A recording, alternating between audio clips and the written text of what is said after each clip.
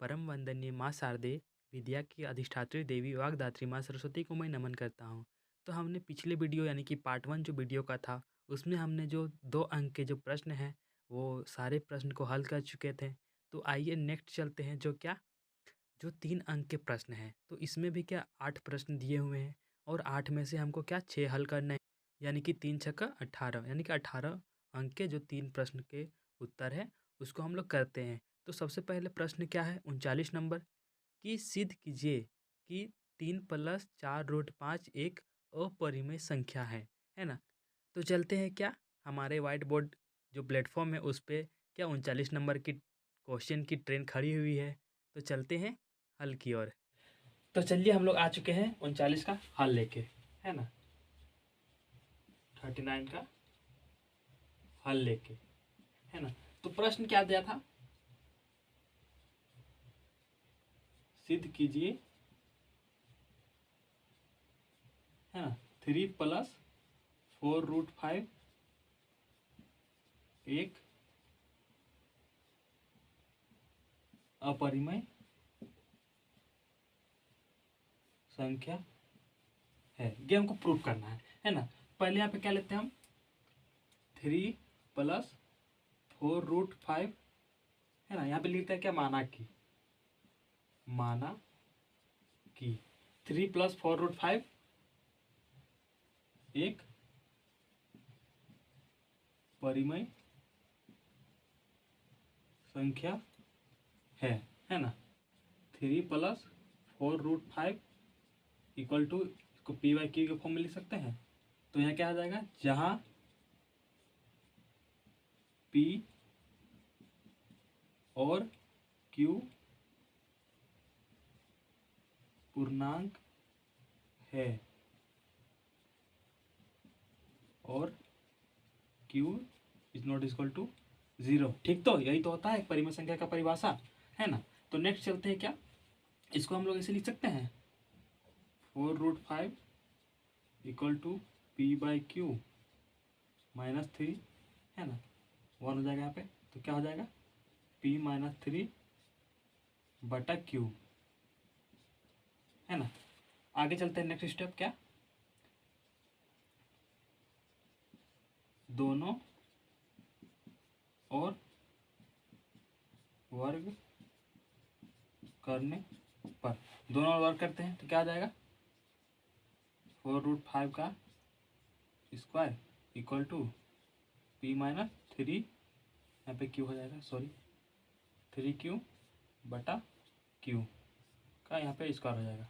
तो क्या हो जाएगा, 4 4 जा 16 × 5 = p - 3q का स्क्वायर बटा यहाँ पे q का स्क्वायर। तो यहाँ पे हम एक q की इधर ला सकते हैं, तो क्या हो जाएगा, ITQ = p - 3q का स्क्वायर बटा q, ये हो जाएगा। तो नेक्स्ट स्टेप चलते हैं, क्या जाएगा, चूंकि ITQ एक पूर्णांक है और p - 3q/q एक परिमेय संख्या है ना, जो क्या है, युक्ति संगत नहीं है। इसीलिए हमने जो 3 + 4√5 को परिमेय संख्या माना है वो तो गलत हो जाएगा, गलत है। अतः 3 + 4√5 एक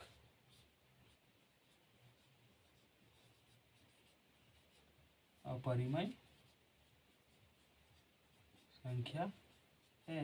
यही तो हमको प्रूफ करना था है ना। तो नेक्स्ट चलते हैं। नेक्स्ट जो प्रश्न है ना, जो हमारे वाइट बोर्ड के प्लेटफॉर्म पे खड़ी है, वो प्रश्न क्या है? समीकरण युग्म दिया हुआ है क्या? x minus y plus 1 equal to 0 और 3x plus 2y minus 12 equal to 0 को ग्राफ विधि द्वारा हल कीजिए। तो चलते हैं हम वाइट बोर्ड की ओर। तो आइए आपको लेके चलते हैं क्या, जो क्वेश्चन नंबर 40 है उसके हल की ओर, है ना। तो हल क्या है यहाँ पे, आप पहले देखते हैं कि ग्राफ का क्वेश्चन है ना, निर्देशांक ज्यामिति का, है ना। तो पहले यहाँ पे हम लोग एक ग्राफ ड्रॉ कर लिए हैं कि आगे वीडियो लंबा ना जाए, है ना। चलते हैं क्या, दो समीकरण दिए हुए हैं। तो समीकरण क्या क्या थे हमारे पास? x minus y plus 1 equal to 0, ठीक। तो इसको हम लोग ऐसे लिख सकते हैं, x equal to y minus 1। अब यहाँ पे क्या है कि हम लोग एक्स और वाई का मान निकालते हैं, है ना, क्योंकि ग्राफ भी द्वारा हल करना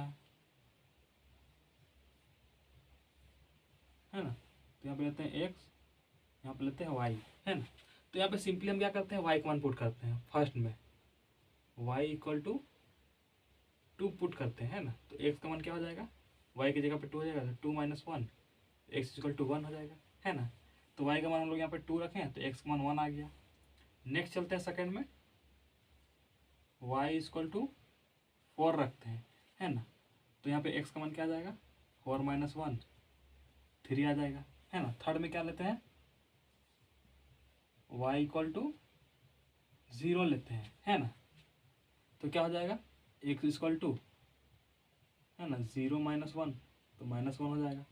तो यहाँ पे हम लोग इसका मान 4 लिए तो x का मान आ गया क्या, 3। यहाँ पे हम लोग y का मान 0 लिए तो x का मान क्या आ गया, माइनस 1, है ना।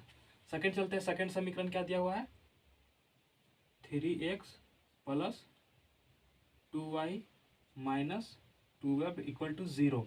तो हम लोग इसको ऐसे लिख सकते हैं, 3x equal to minus 2y plus 12, है ना। तो हम लोग एक एक करके यहाँ पे एक्स और वाई का मान निकालते हैं। तो इसके लिए हम लोग एक बॉक्स बनाते हैं, क्या हो जाएगा, इसके लिए हम लोग एक बॉक्स बना लिए। यहाँ पे एक्स और वाई का मान हम लोग निकालते हैं इसका भी, है ना। तो यहाँ पे फर्स्ट क्या लेते हैं हम लोग, है ना, वाई का मान हम लोग रखते हैं 6, है ना। क्या हो जाएगा, 3x इक्वल टू क्या हो जाएगा यहाँ पे वाई का मान, माइनस 2 इंटू 6 प्लस 12, क्या हो जाएगा, माइनस 12 प्लस 12, यहाँ पे 0 हो जाएगा, है ना। एक्स इक्वल टू 0 आ जाएगा। फिर सेकेंड लेते हैं क्या, y इक्वल टू 3 रखते हैं, है ना। क्या आ जाएगा, एक का मान हमारा माइनस 2 इंटू 3 प्लस 12, क्या आ जाएगा, माइनस 6 प्लस 12, इधर 3x, क्या हो जाएगा 6, तो एक्स इक्वल टू क्या आ गया 2, है ना। पहले यहाँ पे क्या हो गया, हम लोग y का मान 6 रखे तो x का मान 0 आ गया, 6 तो x का मान 0, y का मान 3 रखें तो x का मान क्या आ गया 2, में क्या y इक्वल टू 0, तो 3x equal to minus 2 into 0 plus 12, क्या हो जाएगा 3x इक्वल टू 12, तो x इक्वल टू 12/3 4, है ना। तो यहाँ पे हम लोग 0 रखें y का मान तो x का मान आ गया क्या 4। तो चलते इसको हम लोग ग्राफ में हल करते हैं, है ना। तो फर्स्ट लोग समीकरण फर्स्ट का लेते हैं, है ना, है ना। तो क्या है, x का मान 1 है, y का मान 0 है। तो ये पॉइंट हमको कहाँ मिलेगा, x का मान यहाँ पे 1 है और 2 कहाँ पे यहाँ पे, तो ये पॉइंट यहाँ पे हमको मिलेगा, है ना, 1 2, ये हो गया, है ना। ये पॉइंट हो गया एक हमारा फर्स्ट। सेकंड क्या है, 4 है y का मान और x का मान 3, यहाँ पे 3 4 कुछ यहाँ पे आएगा,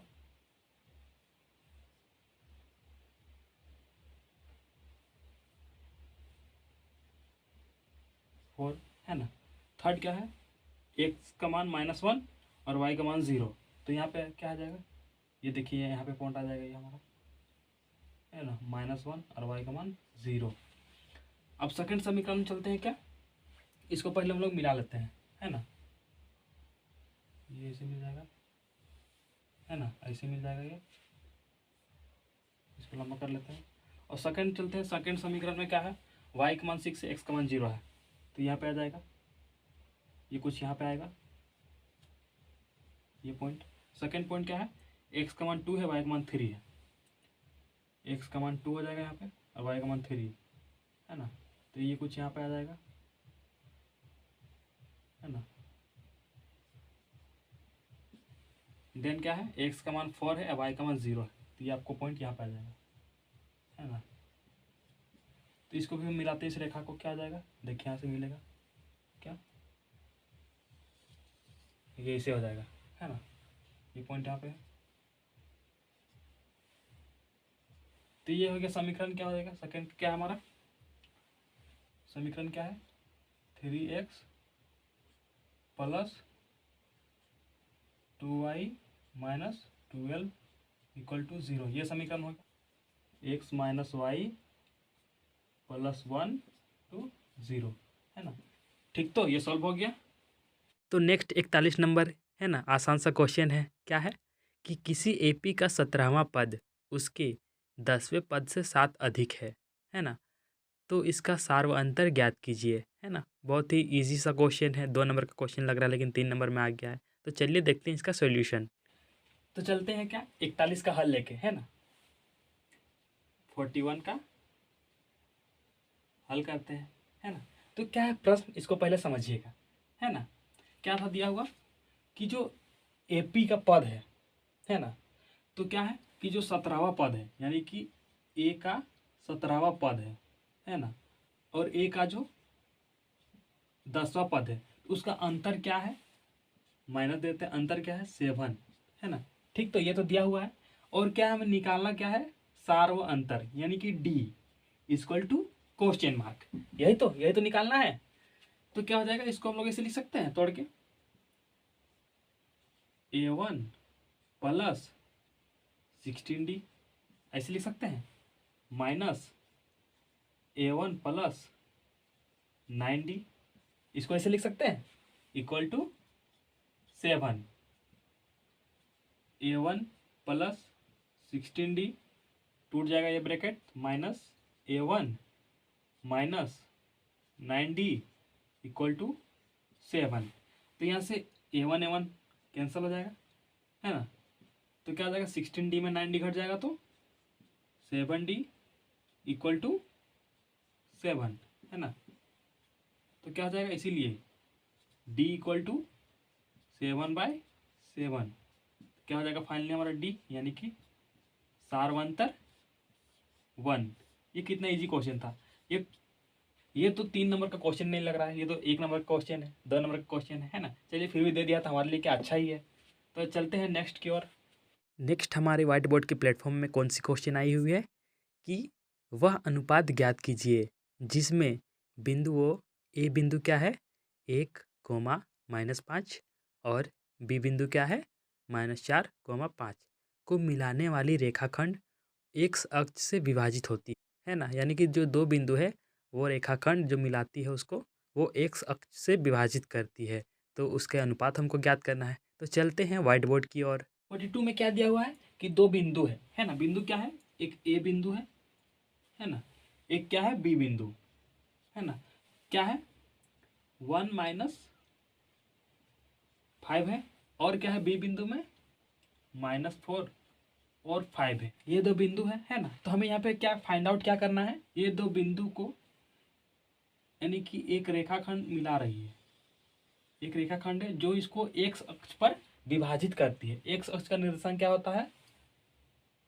x,0, यही तो होता है। ठीक, तो आगे चलते हैं क्या, तो ये जो बिंदु है तो हमको क्या निकालना है, पे एक्स का मान निकालना है ना, जो विभाजन ये बिंदु है उसका मान निकालना है। तो यहाँ से हमको क्या मिल जाएगा, x1 इक्वल टू 1, है ना, x2 equal to -4, y1 equal to -5 और y2 इक्वल टू 5, ये हमको मिल गया यहाँ से। तो यहाँ पे क्या हमको x का मान तो पता नहीं है, y का मान पता है 0, है ना। तो हम लोग यहाँ पे y का विभाजन सूत्र लगाते हैं, है ना। तो y इक्वल टू क्या आ जाएगा, m1y2 प्लस m2y1 बटा m1 प्लस m2, है ना। तो y का मान क्या हो जाएगा, यहाँ पे 0/1 हो जाएगा। m1 तो पता नहीं है, तो m1 y2 का मान क्या है 5 प्लस m2 y1 का मान क्या है -5, है ना, बटा m1 प्लस m2। तो हम लोग यहाँ पे क्या क्रॉस मल्टीप्लाई करेंगे तो क्या हो जाएगा, यहाँ पे 0 हो जाएगा ये। तो 1 equal to 5m1 minus 5m2। तो इसको हम लोग ऐसे लिख सकते हैं, हो जाएगा 5m2, है ना, इक्वल टू 5m1। तो हम लोग इसको क्या कर सकते हैं, है ना, 5 को इधर ले आएंगे और m2 को उधर ले जाएंगे। तो क्या हो जाएगा m1 बटा m2 इक्वल टू 5/5। तो ये कट जाएगा, क्या हो जाएगा m1 और m2 का रेशियो निकल गया, है ना, 1/1 हो गया। m1 equal to 1 and m2 equal to 1, है ना। O बिंदु का निर्देशांक क्या हो जाएगा, O बिंदु का निर्देशांक m1x2 प्लस m2x1 बटा m1 प्लस m2, और क्या हो जाएगा यहाँ पे y का m1y2 प्लस m2y1 बटा m1 प्लस m2। ठीक, तो यही तो होगा। क्या हो जाएगा, m1 का मान 1 है, x2 का मान क्या है इंटू -4, प्लस m2 का मान 1 इंटू x1 का मान क्या है 1 बटा 1 प्लस 1। और यहाँ पे क्या हो जाएगा m1 का मान 1 और y2 का मान क्या है इंटू 5 प्लस 1 इंटू -5, और क्या हो जाएगा 1 प्लस 1, है ना। तो क्या हो जाएगा आगे -4 प्लस 1 बटा 2, और यहाँ पे क्या हो जाएगा 5 -5 बटा 2, है ना। तो यहाँ पे हम लोग देखते हैं क्या क्या हो जाएगा -3/2 कोमा 5 -5 0, ये हो गया। तो फाइनली हमको जो क्या निकालना था, जो ये विभाजित कर रही है एक्स अक्ष पर, है ना, तो हम लोग इसका जो मान है आ गया, है ना, वही तो निकालना था -3 और 2, ये हो गया हमारा आंसर। वो ये क्या हमारे जो 3 अंक के प्रश्न थे वो 4 प्रश्न यहाँ पे हल हो गए, है ना। तो नेक्स्ट जो 4 प्रश्न बचते हैं उसको हम नेक्स्ट वीडियो में लेके आएंगे, क्योंकि वीडियो बहुत ही लंबा हो रहा है ना। तो नेक्स्ट पार्ट जो वीडियो का आएगा उसमें जो क्या है, जो 3 प्रश्न के और 4 क्वेश्चन है उसको हम हल करेंगे, है ना। फिर उसके बाद हम जो 5 प्रश्न के जो इंपॉर्टेंट क्वेश्चन है ना, जो मॉडल सेट में दिए हुए हैं उसको हल करेंगे, है ना। तब तक के लिए थैंक्स, ऑल द बेस्ट।